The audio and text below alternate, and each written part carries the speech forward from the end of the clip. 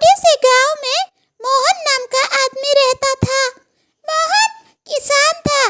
मोहन की 3 बेटी थी।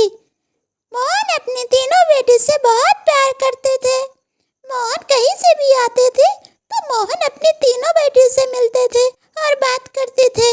मोहन की तीनों बेटी भी मोहन से बहुत प्यार करते थे। गांव के लोग मोहन की 3 बेटी होने के कारण उसकी बीवी को बातें सुनाते थे।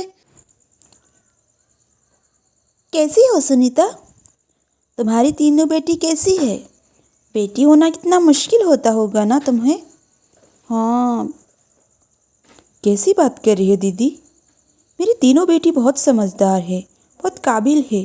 आप देख लेना, वो बड़े होके कुछ करेंगे। मोहन की बीवी बहुत परेशान थी दूसरों की बातें सुनकर।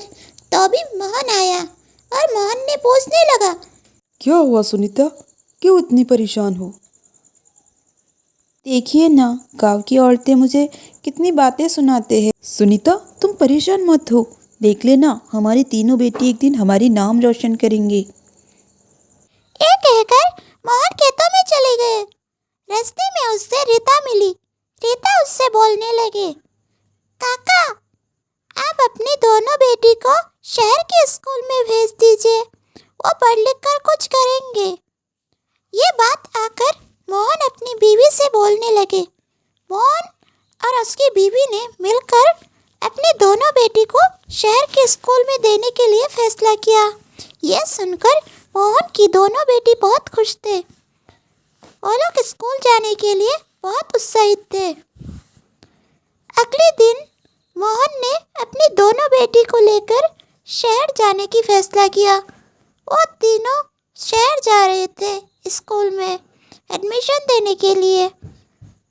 शहर जाते ही मोहन की दोनों बेटियां बहुत खुश हो रही थी क्योंकि शहर बहुत सुंदर था।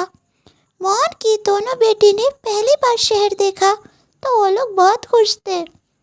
स्कूल में एडमिशन देकर मोहन घर चले आए। मोहन दुखी थी क्योंकि उसकी दोनों बेटी को वो वहाँ छोड़ के आए।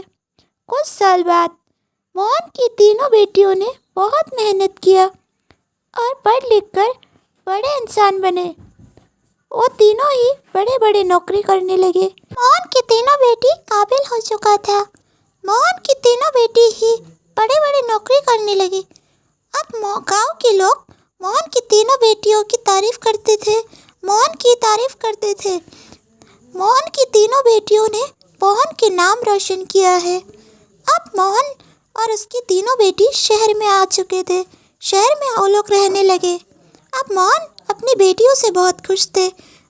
मोहन की बीवी भी बहुत खुश थे और पूरा परिवार खुश।